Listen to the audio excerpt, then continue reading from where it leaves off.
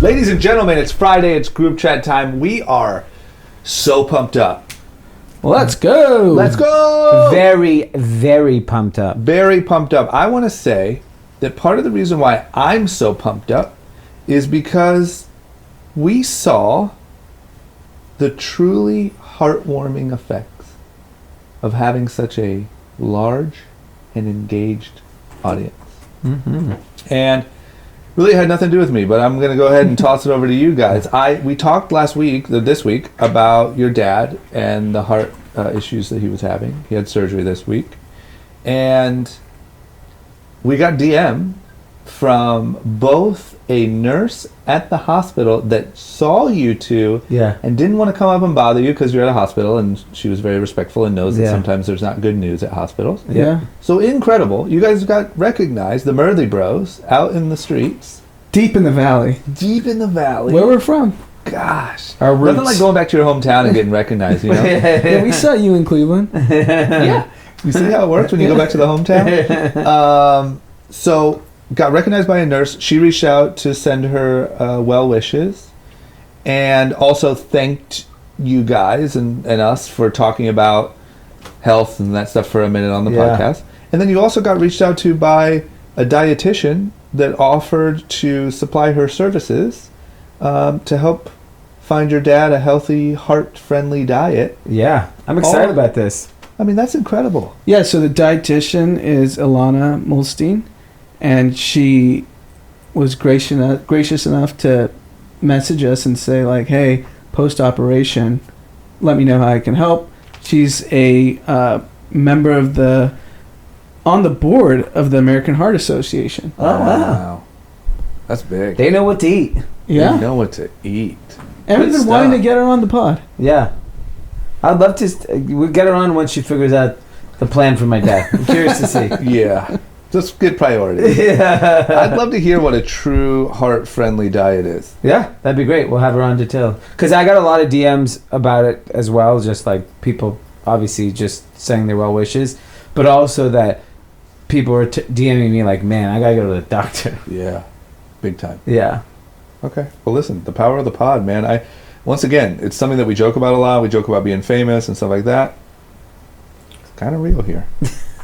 And doesn't it give you hope for society that there's great people out there that just find people, find people. Find people on all sides. It does. It gives you hope for if you're creating a big, you're supplying, we supply people with a service and they connect with us because of that. They feel thankful because of that and they're willing to do. So you know what, guys? This weekend, get out there, put yourself out there first. Supply people with services first. You'll be surprised at the help you get. Yeah. You might get a heart-friendly diet. You might get just a thank you.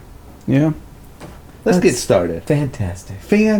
Welcome to Mr. Drama's Neighborhood. That's great. Okay, first up, Farfetch. We talk about them a lot on the pod.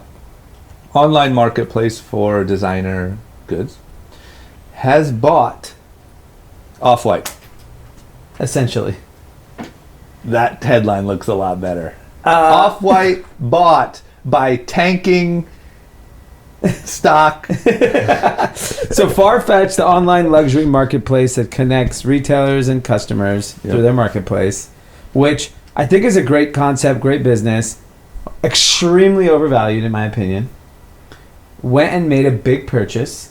They bought out of Italy the New Guards Group. So if anyone is in fashion, everyone in fashion has been obsessing over the New Guards Group for the last 2 years. By the way, this company started in 2015. That's insane. 2019, they're projected to do, I think, this last fiscal year, they did $345 million in sales, $90 million of profit, insanely profitable. New Guards Group is the collection of a bunch of brands based out of Italy, one being Off-White, Marcelo Berlon, Heron Preston, Unravel Project, Palm Angels, and a few other ones that are kind of up and coming. They own a majority of most of those brands. That's insane to me. And then Off-White, though, the trademark Off-White is owned by Virgil Abloh. Okay. He obviously has a partnership with New Guards. We don't know exactly what that partnership is. Okay. Is it a license? Is it a joint venture, and then the joint venture has a license? It's unclear what the deal is. Yeah. They paid $675 million for this business. The initial reaction to this purchase has tanked Farfetch stock down 45% in after hours. Insane. The good news is, I shorted Farfetch, and I bought a put option for $15 months ago when it was nearly 30, because I was like, this company's overvalued, this company's overvalued, and it was just frustrating me. So I finally just went and did it. Not a big bet, small bet. The stock is at 10 and change, so I'm gonna make good money on that. Then I was like, at $10, the stock looks pretty interesting to me now. D bought Off-White. I bought Off-White. I bought Farfetch stock today. D is part owner of Off-White. I'm gonna put owner Off-White in my bio now. You should. You absolutely I should. own So Off-White. a few things. Wow. I don't think the market understands the acquisition at all, Yep.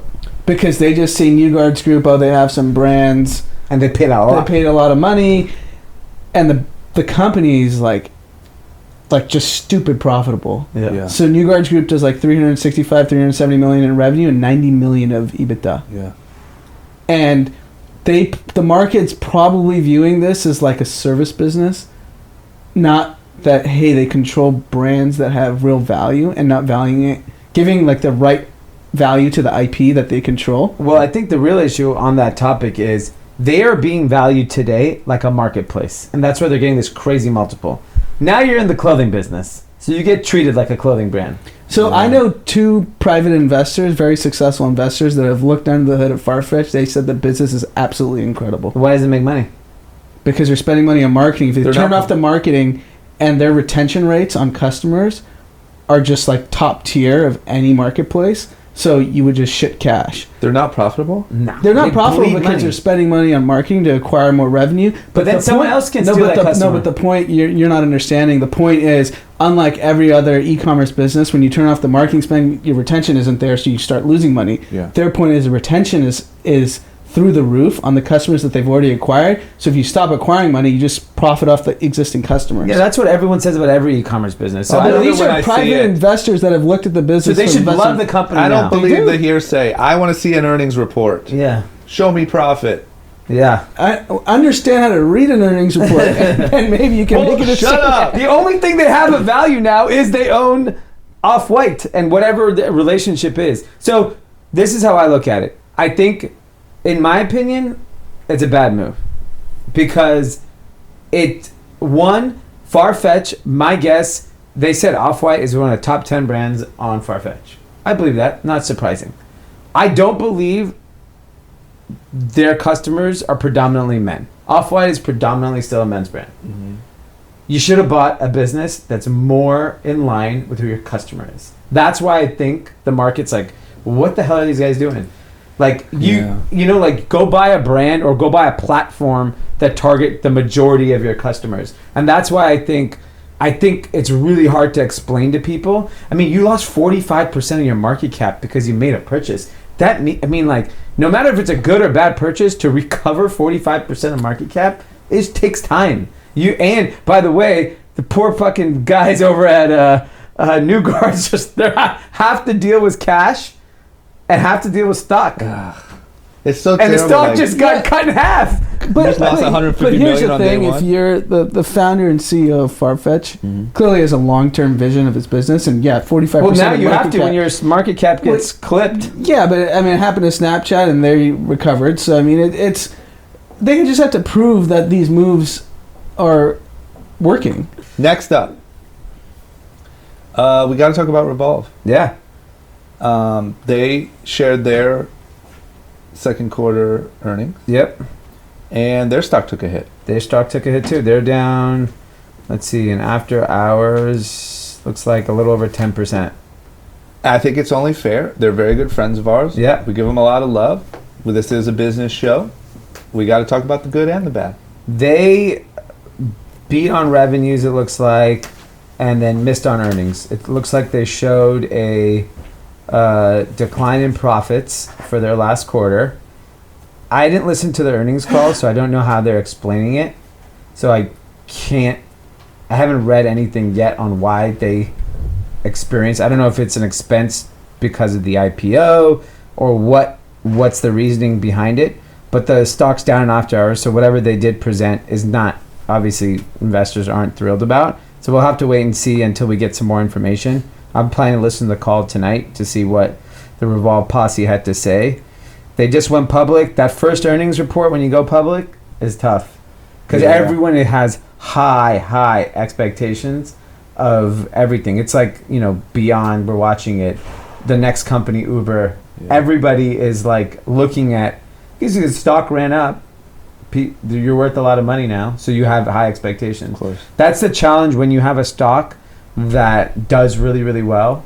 You have, you know, the earnings reports people kind of live and die by. It's actually interesting because people in the finance world, I was talking to a former publicly traded CEO, and he was telling me that quarterly earnings reports are, I don't know if they're needed or not. I'm not an investor in that capacity. Yeah. But everyone who's a CEO says it's like the biggest challenge in their business. Elon Musk said it the same. Yeah. He's like, reporting quarterly earnings is a very challenging thing because you're only optimizing for that quarter, because otherwise your stock takes a hit. Yeah. So they have to, you know, I'm curious to understand, like, obviously you probably can't share with us, but like, how do you think about that? On you're building a business for the long term. Your stock hits. It's like the Farfetch guy. He went and bought New Guards. He was probably so stoked, and then his stock got raiders. Because the issue is incentives are misaligned. When you're a CEO, that gets, so that's the difference between CEO businesses and founder driven businesses. Because when Zuck was building Facebook as a publicly traded company, it was getting creamed. The stock cratered, but he was incentivized to build for long term, not for the quarter. Yeah. And he won because of that. The problem is when you have a CEO that isn't a huge equity shareholder in the business, like owning 20% of the business, they're going to optimize for quarters to make sure the stock pops so they get more bonuses at the year end. Yeah. Yeah. And it is like it's a tricky situation because in the interest of transparency, you obviously want quarterly earnings. You want to know how these businesses are doing. But in terms of building great long-term businesses, quarterly earnings probably aren't the greatest way to measure a company. Yes, the one thing that I'm not envious of Revolve for having to deal with now, because that is just a whole different thing. Being a publicly traded CEO sounds like the worst job ever. Yeah. But I also think, Michael, like, you just can't judge. Like, I don't think there's any sign of any big problems with a lot of these companies. Maybe 50% market cap, Farfetch. It's a little sketchy. I'm just saying, 50%'s a lot. Yeah. But with these little dips and stuff like that, you know, like, that's no big deal. What's the long-term vision? But for them, they have to be accountable. And then it's in the news. Your stock went down. It's on my Robinhood. Sucks. You know what I mean? Yeah. I'm just glad we're not a publicly traded company. Any of us. And I don't have what it takes. And the biggest issue is if you think about who are the biggest pockets of capital in the public markets, it's hedge funds, it's endowments, it's these massive pension institutional funds, investors that frankly just don't understand how people under 40 consume anything. Yeah. Whether it's content, whether it's apparel, whether it's food, whether it's digital, they just don't get it because these fund managers are in their 50s making decisions on businesses catering to people in their 30s and 20s. Yeah. So that's another big, like, just completely, like, unspoken thing that they're making investment decisions. Because think about all the businesses right now that are public. Uber, Revolve, Farfetch, any of these companies, all the customers are under 40. Yeah. And you have 50-year-olds making investment decisions based on how these people consume. Yeah. Yeah, it's terrible. Okay. Next up, Uber just drove off a cliff. That's literally the headline. I love that. When I saw that headline, I mean, maybe Michael was right when he said that everyone should just pack up and leave Uber. Yeah. What are you waiting for? These guys are having a tough time. What's going on with them? They are showing a loss this quarter of $5.2 billion. So, quarter? I mean, to clarify, the loss in the quarter is actually 1.3 billion from the business side. The rest of the loss is from one-time stock-based compensation expenses, which you can look away on that, but the 1.3 billion is alarming. The real issue is that they're growing revenue quarter over quarter 14%, but losses are growing by 30%. I am no investing genius. So if your But losses, that math is going the wrong way. yeah, if your losses are doubling the pace of your revenue growth, Yeah. your story is an absolute fraud. The inventor. Like, this whole thing is a joke, man. So Uber is a VC-backed Ponzi scheme for consumers to get cheap rides. It is. Yes, that's all it's it is. literally venture capitalists funding cheap regular people McDonald's. getting driven places.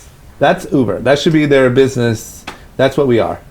A Yeah. bunch of really rich people paid for you to get a car for much cheaper than it actually is. Yes. Hop in. You want a Big Mac? This is the equivalent of private investors' welfare for consumers. Right? Yeah.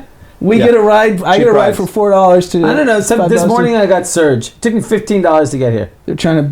But you know what? I bet you the drunk driving's probably down. So thank you guys.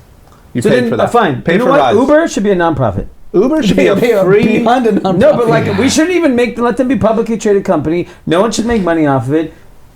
Everyone's stock should go to zero, and you guys and everyone. Can, I would not be mad if the government just bailed out Uber so that we can continue to get cheap rides. That's fine. No one, but then everyone gets paid like regular ass wages there.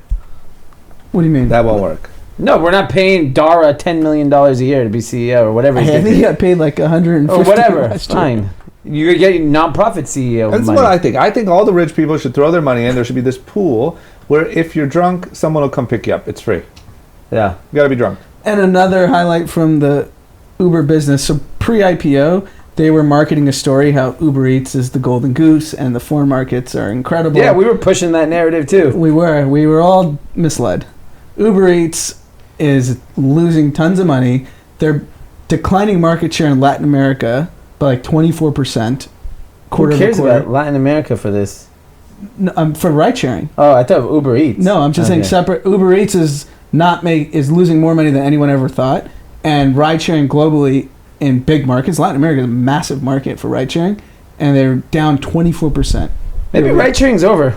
It's not. It never was started. Yeah. This is all a facade. It's the whole thing. We need to rewind 10 years. I feel bad for Last the taxi 10 years drivers. was just a sham. You know, I feel really bad for taxi drivers. Yeah, we You had ran no them out of chance. town. You came in and someone paid for you to become irrelevant, Yeah. and you were just working and feeding your family. And the real, I mean, and people made billions of dollars along the way. Fleeced. So private investors made billions of dollars.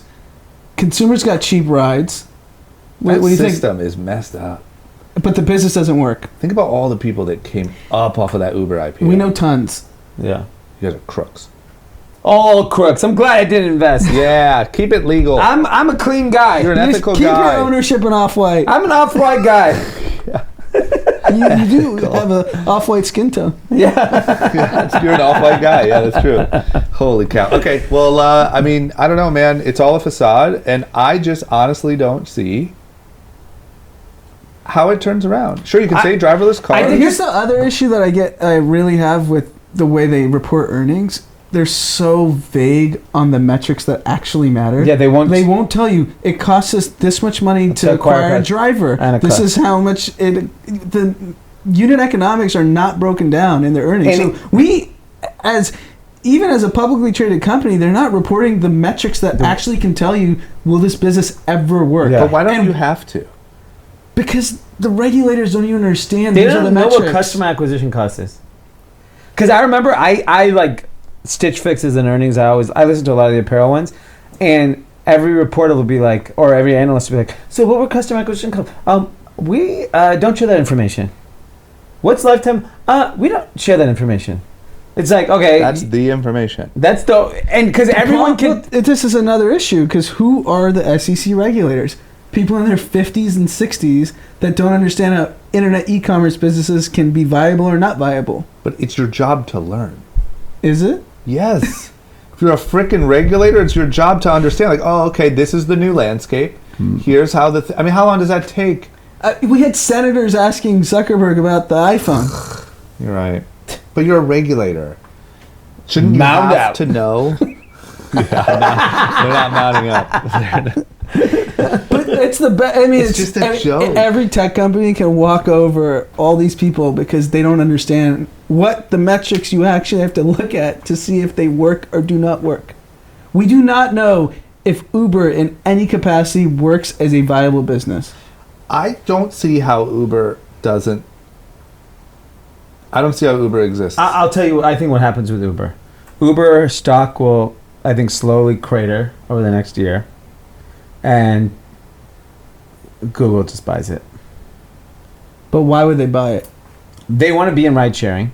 They've clearly invested so much money in autonomous things. I think they buy Lyft over Uber. Cheaper option. Oh, what I'm saying, but if the stock craters to $20 billion valuation, $30 billion, which is, it can happen, at that point, $30 billion for a $1 trillion Google, what's that? It's nothing. Yeah, I just think if Uber craters to 30, that means Lyft craters to 6. They'll just be like, we'll take the $6 billion Maybe they buy both. Oh, yeah, I just don't get it. I mean, Microsoft might buy it at this point. If it's at $30 billion, I think a lot of people buy it. So Apple should buy it. So the one thing that Uber has and Lyft has to an extent too, but Uber has it globally, if self-driving cars, this is the argument about why Uber can potentially win self-driving cars. I don't know if it's true or not, but the argument is that they have so much data on rides and maps because they've done the most rides by like a factor of a lot. Yeah. Let me tell you something about data. I think it's all bullshit.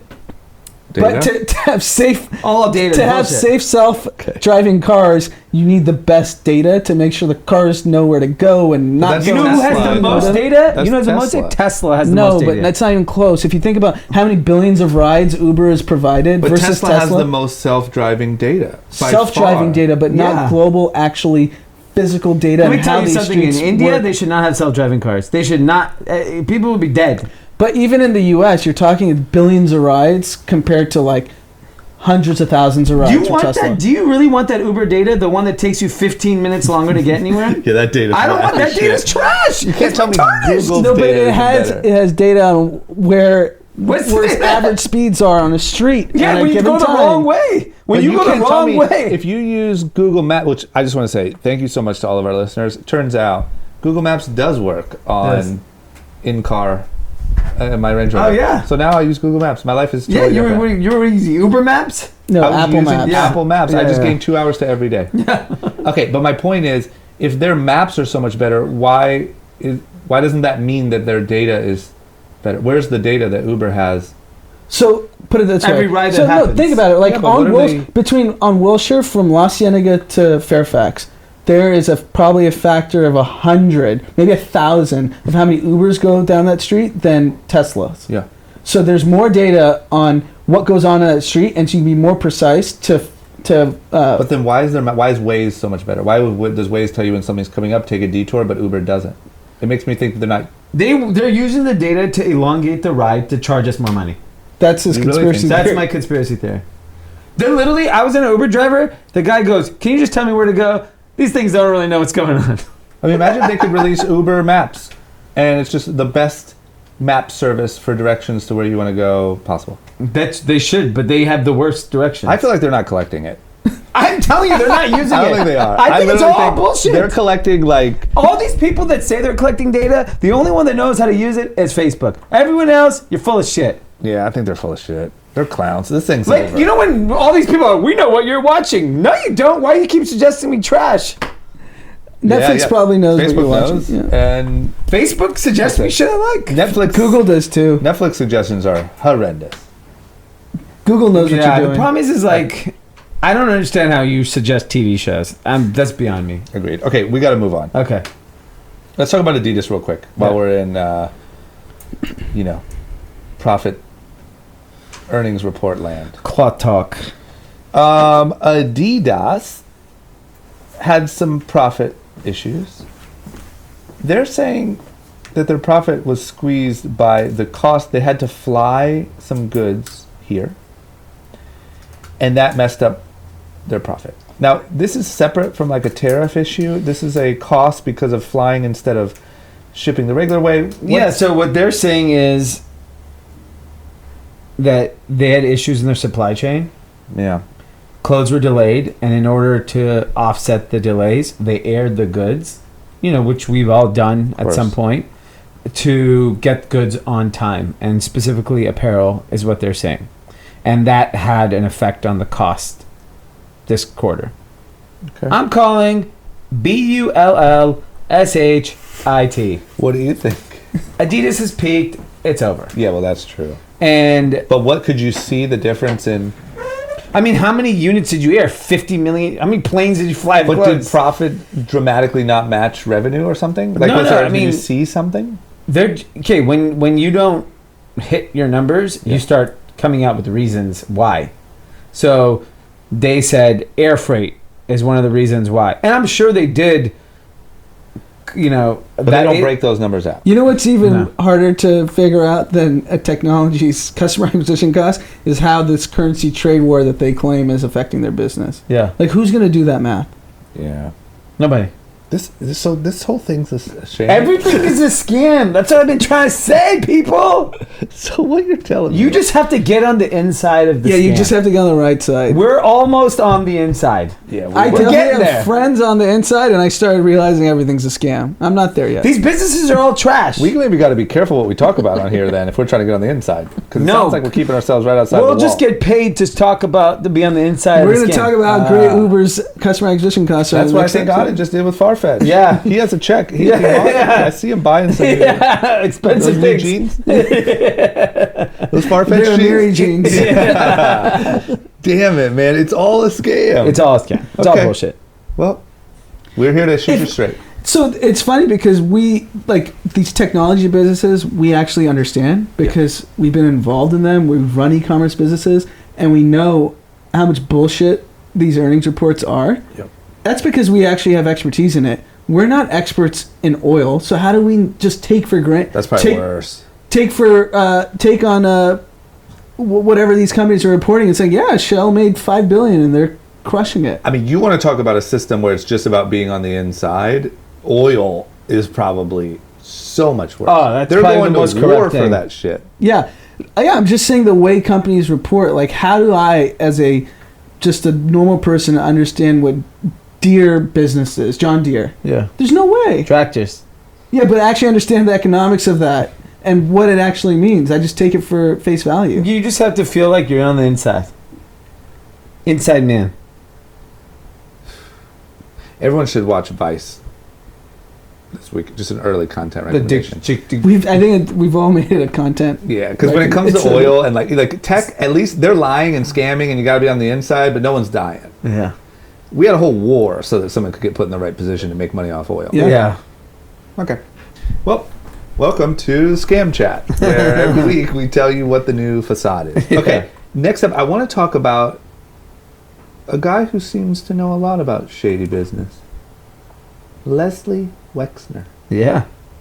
So this guy is the boss man, the billionaire behind Victoria's Secret, a bunch of other brands, but Victoria's Secret is what we're worried about here.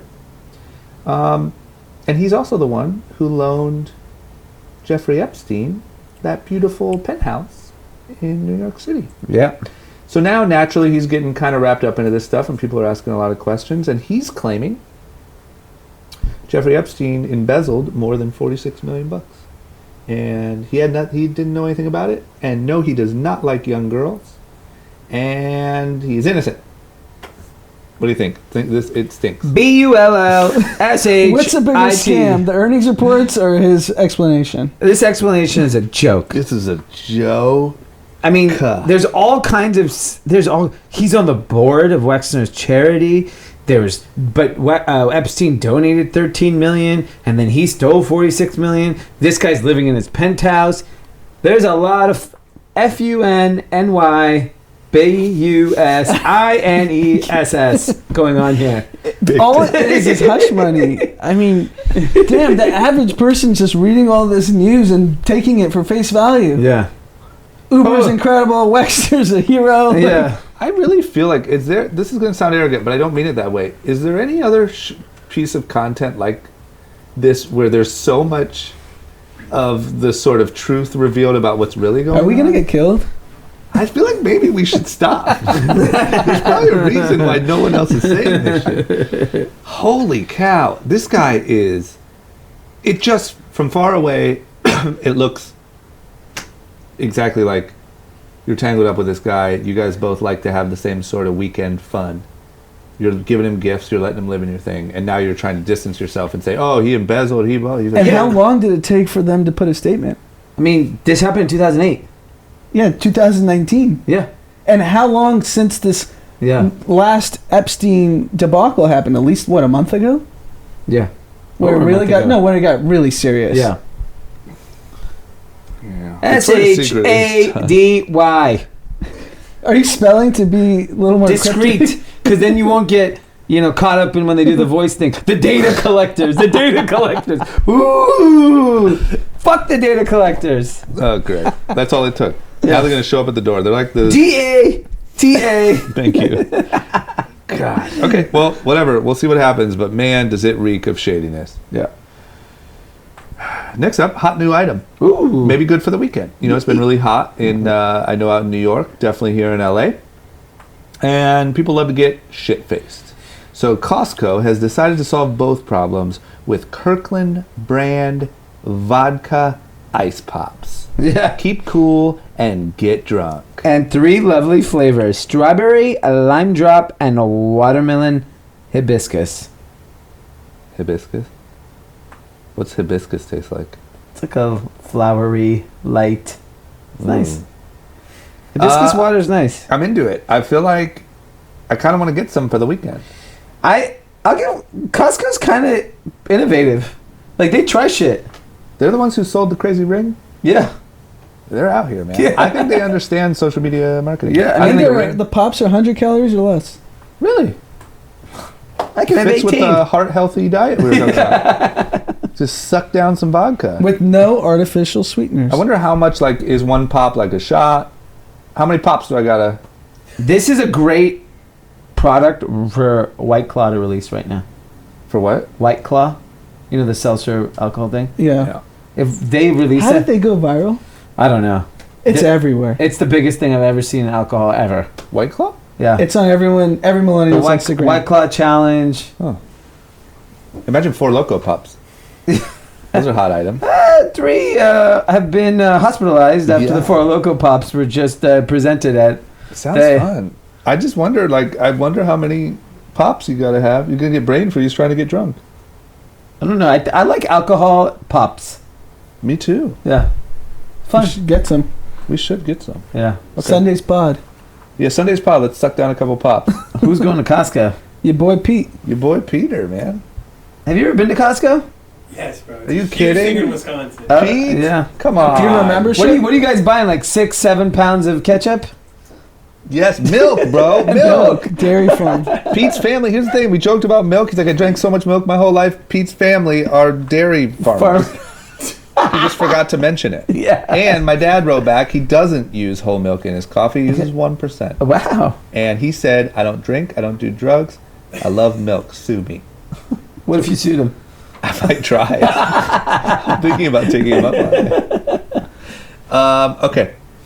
We got to move on. Okay. Next up in what I would call probably the smallest surprise of the week news, Pizza Hut has decided to close hundreds, I heard around 500, Yep. of its dine-in locations. Now, I just want to start by saying, no shit. I actually spent a lot of time at Pizza Hut dine-in as a kid. As did we. And have a lot of fun memories. And it was a great place. But I'm not surprised that no one on earth wants to go sit in a frickin' Pizza Hut. So let me ask you a question. Yeah. Well, Pizza Hut's real problem is their pizza's disgusting. Yeah. Okay. They did the locker thing, which I like. So the people that enjoy Pizza Hut, they'll get it. Yeah. Pizza has, to me, is like the hottest category in fast food. Like the amount of new pizza concepts, pizza delivery, just pizza everywhere, right? Yep. And it's tasting better than ever. But like you said, the concept of the pizza parlor growing up was so much fun. Yeah. How come no one has just reinvented the pizza parlor? Like, why not just make the place like on trend with what's going on today? And then we'd all, like, I have a child, like, we wanted to go to a pizza. There's a place called, you know, the Rocco's on Wilshire? Yep. They opened a Rocco's in WeHo Yep. on Santa Monica Boulevard. And not family friendly. Why? A raging partying. Yeah, it's All a the- sports bar, Oh, effectively. yeah. I know, but it's This like one's DJ, like Yeah. it's like wild on Yeah. Sundays, right? So like we obviously we since we live in not in the suburbs, we don't have the option of like family friendly dining establishments easily. And I would love to just go to like Round Table Pizza, Shakey's, whatever, and just get like a good pizza and just a casual, friendly environment for So- kids to run around and shit. Yeah. Why doesn't like My how guess is the economics don't work. And I would In the argue suburbs? that you probably could, and maybe there's just an opportunity open, but I do think what kind of took that place was the things like Blaze and I know, whatever but that's was not- Chipotle mixed Yeah, with. but they save so much money on servers and turnover time on tables, which is why Blaze works. You just go stand in Yeah, line. yeah, wait I'm for saying pizza, and maybe you get the out. pizza parlor is dead, like the I don't arcade. think. Yeah, I don't think that. I know. economics So work. that it's sad because that was really really fun. Friday nights Pizza Hut Of was our course, thing. yeah, it was great. Yeah. Here's Play the video issue now, games. in any city. If you don't sell alcohol at a high clip, Yeah. your food you just can't make money. Yeah. because the margins of the alcohol, the pizza probably makes some We're money. subsidizing rides, but we've killed the pizza parlor. Yes, Yeah, video That's sad. killed the radio star. Golfing dead. Dead. Arcades, rest in peace. Yeah. Pizza parlors. Top Golf came back, huh? That's That's yeah. hot, I mean, but look that's how much not land they golf. take up. Tennis dead. Yeah, sad. That's our Everything's whole, dead. you just said our whole childhood. Your whole childhood. Arcades, pizza parlors, tennis was our entire And childhood. next is college. Yeah. So all the way up till 22, you guys are fucked. It's all dead. It's all. We're like dinosaurs. It's extinct. God. Remember the time we used to play tennis and go to the pizza parlor? And go to college. And then we got our degrees and we went to college. And, yep. Okay. Well, shit. Things change. So grab yourself an Xbox. And you know what my friend told me? No, I did a podcast the other day with an author named Simon Sinek. And Oh, I know that. he was saying, he was making a point about cell phones and how we shouldn't, whatever. He said he bought an Xbox. Number one, it came with one controller. They used to come with two. And number two, you cannot physically buy a game other than a couple random ones that have split screen that two players can play. You have to play online with a headset. So even video games are no longer sold or meant or packaged, designed to play with people in the room. Right. Which is crazy. I didn't know that. I didn't know I didn't know that. that either. You're meant to play them alone in your room with people online. Everyone wants to be lonely. Zero friends. Hot meme, by the way. Great meme. Pete Yeah. crushed it Pete today. crushed it. Yeah. Check out the group chat pod Insta. Pete is a rising star in this organization. You know? You're on the right track, bud. Hey, thanks, guy. Yeah, At least man. for right now. At least for right now. I'm just saying, don't get cocky, Yeah, bud. yeah, I didn't say anything. We'll send your ass packing. Okay, next up. The world's most unreliable, least trustworthy news source Ooh. has decided to get into news big time. Does that sound fun? I'm all in. It's called fakenews.com. Facebook, who has a big fake news problem, is going to start, it looks like doing licensing deals with content creators like ABC and NBC and all these different platforms, and they'll have a specific news area. Now, it sounds obviously like this is their attempt to kill all of the random BS fake news, but I don't know. I mean, as you know, I'm having a bad week as far as my feelings for Facebook, and I think when it comes to news, they can go fuck themselves. I think it's a great idea, and I'm going to try to weasel our way in there. It's a $3 million a year licensing fee they're paying. I'll take it. Rewind this.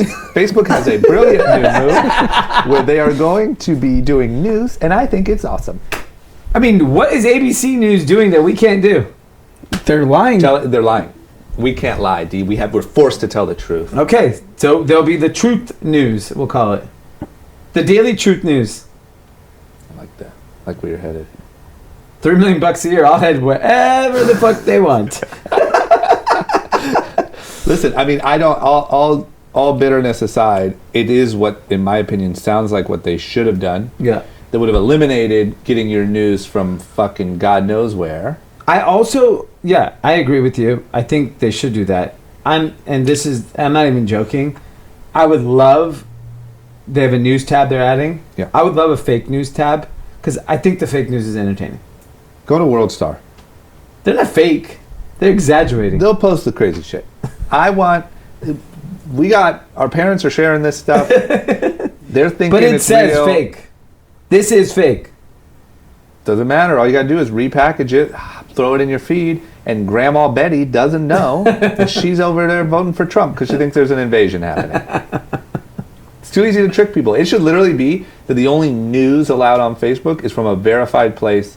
You can share that all you want. You can only share news if it's from a verified account. Yeah. Okay, I like that. $3 million a year. That's all So I'm this is saying. their attempt to kind of publicly say, we're going to give you the real news, we're paying up for it. Yeah. And sell a shit ton of ad revenue because they're probably looking at those videos that got shared and the views are nuts. Like those stories of like the invasion is coming. Yeah. They have millions of views. You know how much ad But revenue? they make so much money off fake news. I mean, think of all those clicks and traffic. And I just want to say quickly, the one thing I didn't add in my rant about Facebook is, unfortunately, people react more to being scared or angry. And so that's the content that gets the most. So the fake news and the invasion probably is such a moneymaker because those are the things getting shared and commented on. Yeah. Whereas like a real ABC story about like, things are, Just worse fine. than average, Yeah. but fine. There's It probably won't do well. Yeah, there's tons of data that shows anything you post negative on Facebook or any of these social media platforms gets a significantly higher number of clicks and engagement than anything neutral or positive. Yeah. Big data. So, what I'm saying is, it's going to Do you take. trust that data? guy. If it's Facebook, I believe they use data. I think it'll take 10 times the real news to have the same views as fake news. So if we were just scaring the shit out of people for an hour 3 times a week, this pod would be even hotter. Yeah. Yeah, we got to work up. Maybe we should make some specific Instagram, Facebook clips. They're just like, it's over, we're dead, we're dying, immigrants. The asteroid was good. war. The asteroid one got a lot of views. Asteroid did good. Because it scared people. You're right, you got to scare people. Yeah. I It's heard over, that. guys. Don't trust the government. I Don't heard trust the public Costco. markets. Uber's a lie. They're coming for us, and the Costco pops are poisoned. Anthrax, terrorism. Right?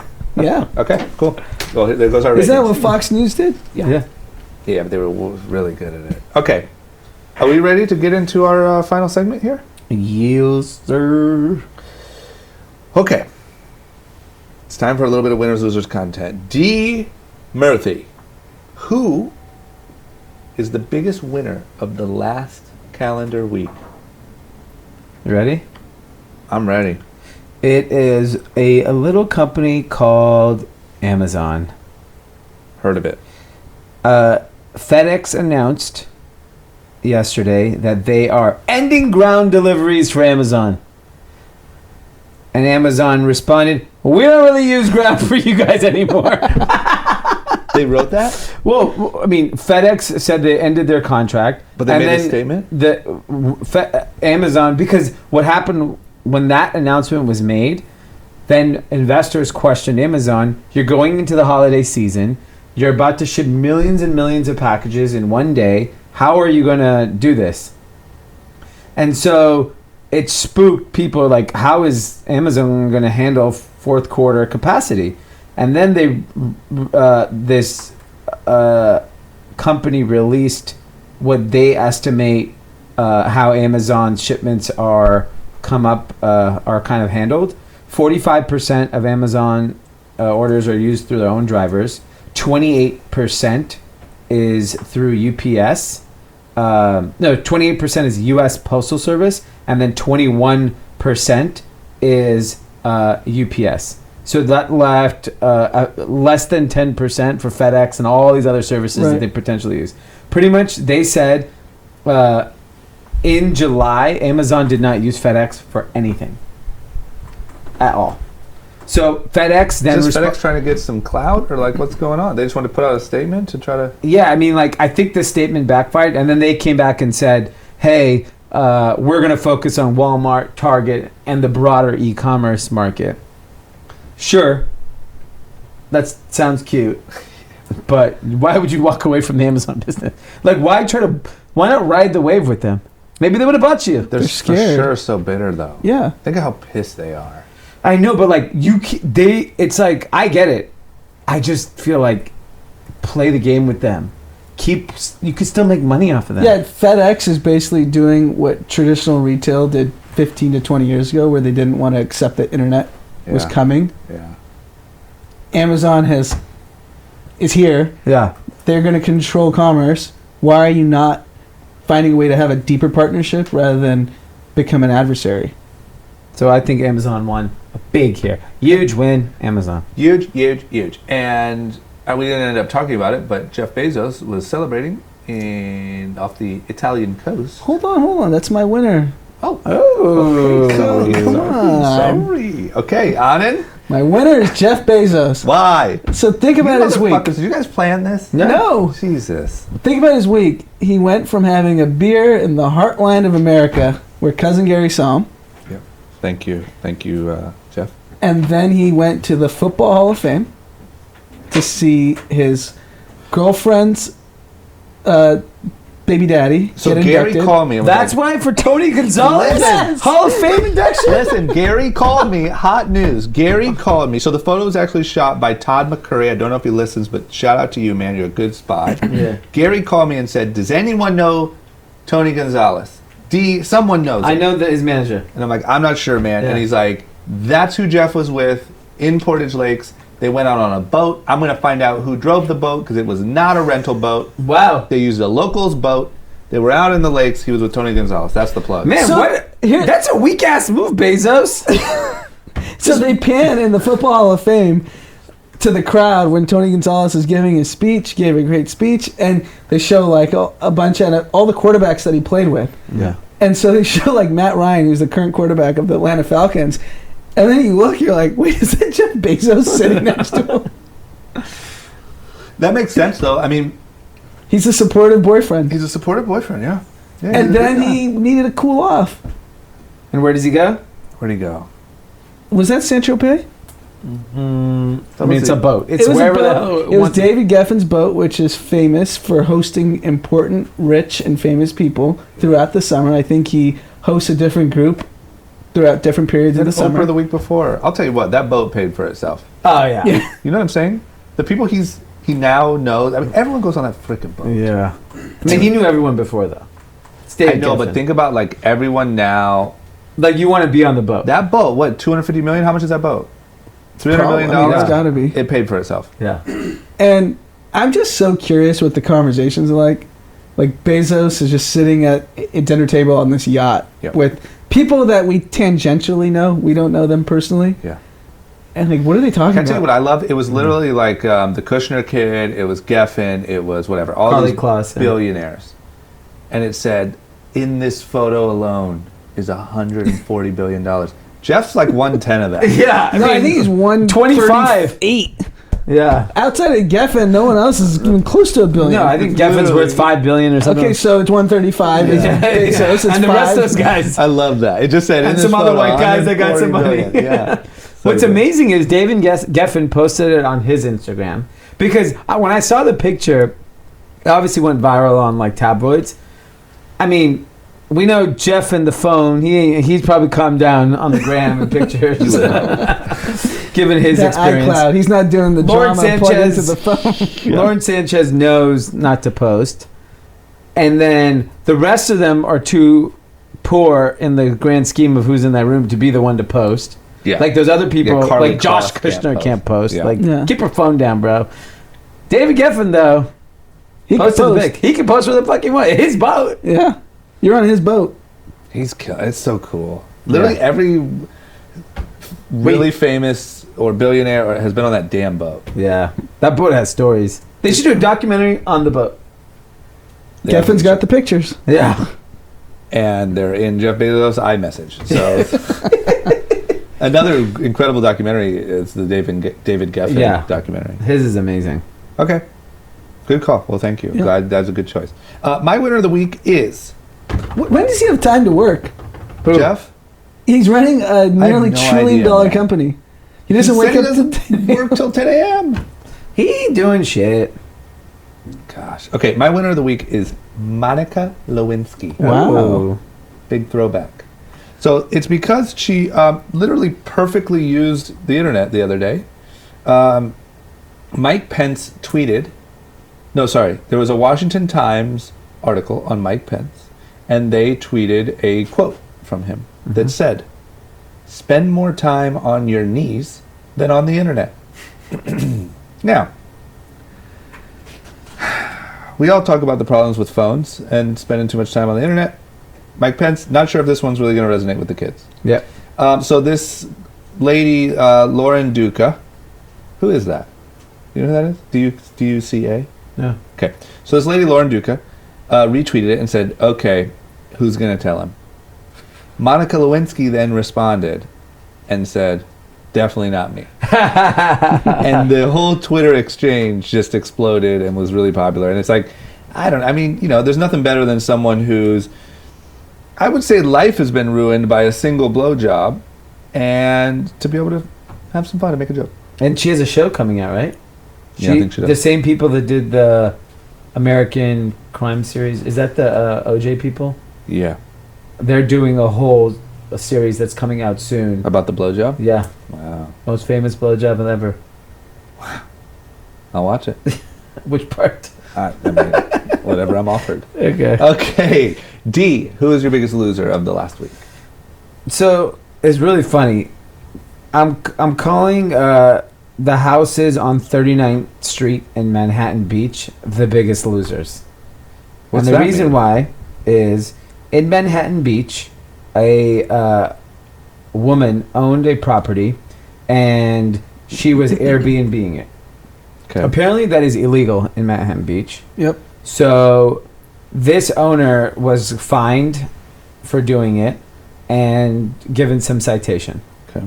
And it was a big, brouhaha at the city council meeting. Okay. She then painted her house pink with 2 crazy emojis as just a fuck you to the neighborhood. Yep. And I was dying of laughter. And it's obnoxious. So you're... Jesus. Okay. Wow. So the all the other losers are people. the neighbors Yes. for taking it so serious. I understand how, in my city council meeting, there was an Airbnb complaint where a homeowner said Airbnb renters are ruining his street. That all the homeowners are renting it, they're noise, they're this and that. This is a real problem that I don't know how you fix it. Because I understand from a homeowner standpoint, you're frustrated if someone's, trashing your neighborhood, noise, whatever it is. Like if I lived next to a person that was Airbnb in their house and there's parties every night, I get it. On the other hand, the world's changing. This is a reality of how things are going to be done. You can't make it illegal everywhere. So this problem has to be fixed. I don't know what the answer to it is, but I keep hearing in conversations, specifically homeowners, that constantly complain about Airbnb situations. And I don't know where it goes from here. It's such a big problem. It's a big problem everywhere in the world. I think you move. No, but any desired location is a hot Airbnb market. That's the problem. So I think the real issue is there needs to be just laws and regulation that make Airbnb fit within the way we live. Whether it's noise complaints, just be more strict on it or have more policing about it, about parties. Because the issue is it's like fighting the future. It's basically like saying, because Airbnb is a business that works, it's profitable. Yeah. So it's like basically saying, let's assume Uber and Lyft are profitable. It's like saying ride sharing's stupid. Why would you jump in a stranger's car? Yeah. Because it's just an efficient Well, I way think it's to... stupid to complain, to be honest. I think it sucks. I think it sucks. Yeah, like the same way it sucks that LAX is more crowded now because of Ubers. Sucks. Yeah. But I don't know. Once again, you can't ban machine guns. You're gonna ban house parties? Yeah. It's just like you got screwed. Your neighbor rented out their damn house. That sucks. That's how they choose to make their money. You gotta either move, you gotta adjust. Or What are you gonna do? Maybe you can cap it and say every homeowner is allowed to rent their house 20 nights a year. And that way it's contained to 20 nights of potential Yeah, conflict. but I just think the way we think about why are leases a year? Why is that just like a thing we've all accepted? That when you rent an apartment, that you have to sign a 1-year lease. That's just not in line with how the future is. People want temporary leases. They want to be mobile. They want to be able to live in New York for 3 months, then move to LA, then move to San Francisco, and go to Bali. But to me, it's a similar argument, right? Because you're essentially, the 1 year creates comfort for the renter. Of course. And it's up to the consumer to demand differently. Exactly. So if the consumer is demanding that renting nice houses or whatever houses and having parties at them is what they want, and it's not illegal in your neighborhood, you know, like we go to Palm Springs every year for Coachella. Yeah. There's certain neighborhoods that you can't have guests and you can't party till late at night. There's certain neighborhoods where you can. If you live in one, the worst thing about Coachella is when somebody lives there and you know 1 week a year everyone's going to be partying in your neighborhood and you throw a fit about it. Every year we complain about that. Yeah. So it's kind of the same thing. It's like, then unfortunately you should either move to a neighborhood where they don't, and then that neighborhood will have to change their rules because everyone's moving out, or shut up. It's the way shit works now. Yep. Yeah. So my losers are 39th Street of Manhattan Beach. That's good stuff. Anand, who's your loser? Stephen Ross. Why am I blanking on who's Stephen Ross? The Dolphins related companies, who owns Equinox, SoulCycle, owns the Miami Dolphins. Loser. And Milk Bar. Momofuku. He's the majority investor. Momofuku. Who is this idiot? He's the all his businesses are liberal leaning. But that's what I'm saying. Why are you doing that? Why is he a loser? He's kind of smart. He's took the money from the liberal and lives his racist ways. Good for him. He's banking on Donald for the tax cuts. Yeah. And the liberals are giving him the money where he needs the tax cuts. I see a lot of boycotts on Equinox. At SoulCycle, I'm seeing a ton. But isn't there a more, like, okay, if there's all these ways to scam and hide money and do all this shit, isn't there a more inconspicuous way to donate money to Trump? I don't think he's trying to be inconspicuous. Well, he's then you're an idiot. Or Trump has done some favors for him that he's like, you're publicly announcing that you're doing a fundraiser for me and I know you're famous. Yeah. Because he owns famous businesses. The best. He has a great portfolio of brands. I would love to own the Dolphins, Equinox, SoulCycle, Momofuku. Yeah, the Dolphins are majority black. Yeah. I mean, name me a more democratic portfolio. There isn't. I mean, He nothing. owns something in the heart of Manhattan. Yeah. He owns Equinox, SoulCycle, the Miami Dolphins, and Momofuku. Yeah. This guy's an idiot. And by the way, for the record, if anyone from Milk Bar is listening, I do love the cornflake cookie. Maybe you'll get one next time you go in. It is the best cookie. But that is going in to America. Unfortunately clash with the advice. Steve Ross is also really old, and he may not just give a fuck. I don't think he does. I don't think he cares. I don't think he cares at all. And that's why I mean, I'm not that I go to any of these places, but I mean, come on. No one's I mean, the ultra billionaire. What am I saying? No one even cares. Yeah, the ultra billionaire people all secretly love Trump. Yeah. Because he's instituting policies that benefit billionaires. So they may not agree with his racism and this and that. They're like, who cares? He's saving us money. Yeah, the problem with these, like, liberal snowflakes, as they call them over on the right, is they don't give a shit, and they're going to forget. They already forgot. Yeah. And they're just going to pedal off their anger over on SoulCycle. I'm so stressed out about Stephen Ross. Classes. Next thing you know, you're sweating off. Yeah, and then the billionaire investor community loves everything Trump's doing from a financial perspective. Yeah, of course. Yeah, him bullying the Fed to cut interest rates. Yeah, for no reason. A billionaire investor, having the Fed cut interest rates extends the party. Yeah. But you think he did that? Don't you think that was like sort of a warning sign? What? Cutting interest rates? He's doing it to keep the stock market hot. Yeah. Artificially. Yes. I mean, everything else is fake. Yeah, Jesus, man. This episode is real. Like, everything's... Hopefully, we will all wake up tomorrow. Or Saturday, because the episode is released on Friday. Okay. My loser is Brooke Houts, it looks like. Ah. She is a YouTube quote-unquote star. I don't consider her a star. Who made a video with her dog, her Doberman. And she was trying to do a funny video. I'm going to prank my dog because I'm an idiot YouTuber. I don't have shit else to do. And she accidentally uploaded a bit of a blooper video that shows her literally, like, very mad, pinning this dog to the ground, spitting on the dog's face. Just, like, very, very mean. Like, you could tell she was really pissed and should not own a dog or have a YouTube page. And so, of course, she's getting lit up, as she should. I hope she actually gets canceled. Like, I hope people unsubscribe or do whatever. Not sure if they will. but Her subscribers doubled. no, they didn't. Yeah. No, they didn't. Jeez. Yes. God. Ugh. This is why I'm starting to feel like we are indeed just going to run the planet into the ground. Like we're not going to get off our phones. We're not going to fix global warming. So just enjoy it while you got it. You know what I mean? Yeah, she has 380,000 subscribers. And her apology was the wackest. Like, first of all, I didn't abuse my dog. He was okay. He was not hurt. Second of all, you've obviously clearly never seen real dog abuse because it doesn't look like this. Third of all, like and subscribe. And it worked. So anyway, she's a loser. Yeah, you would think the dog community is a community you don't want to mess with. But apparently you do. I mean, Nothing happens. That's the weird thing. yeah, she had 340,000 yesterday afternoon. She has 390,000 now. She's gotten 50,000 more just since last night. What are the comments like? I'm sure they Not are positive. horrendous. But they liked and subscribed, which is all that That's where the matters. money comes from. Yeah. Jesus Maybe Christ. it's just there's that many dog abusers that appreciated it. Maybe. Maybe there's a whole community of dog abusers. Yeah. Like, you know what? Fuck that dog up. I'm still mad after the Mike Vick thing. All right. D, what should everyone watch, read, listen to? What content should everyone take in this weekend? The content I am suggesting, and it came out this week, I believe, is the Brian Banks movie. It's Brian Banks, who I've become friends with. I'm actually going to have him come on the pod. Mm-hmm. He was a former football player in LA. Okay.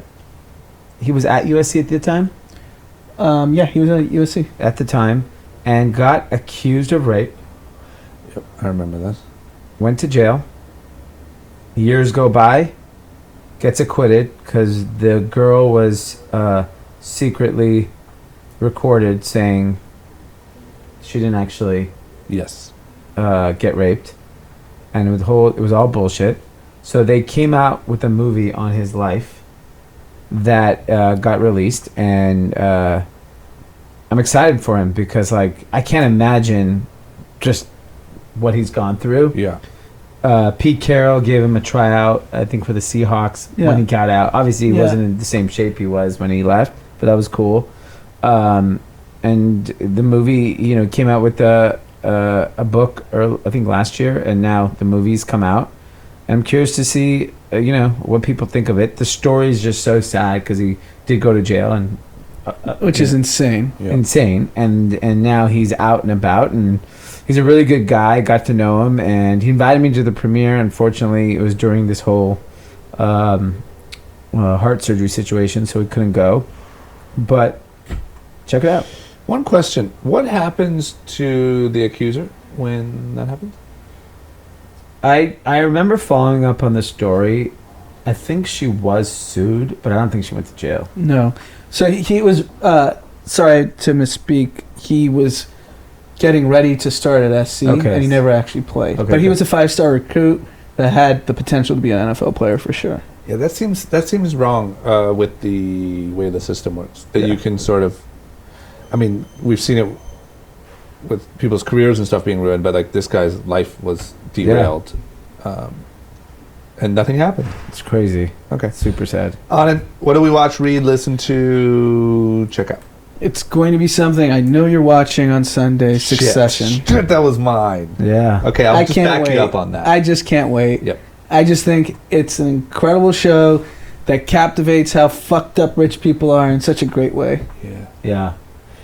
And what I like is I'm real big on loudest voice. We all are. And I believe that Succession is kind of based around the Murdoch type family. Yeah. And so the two kind of coincide.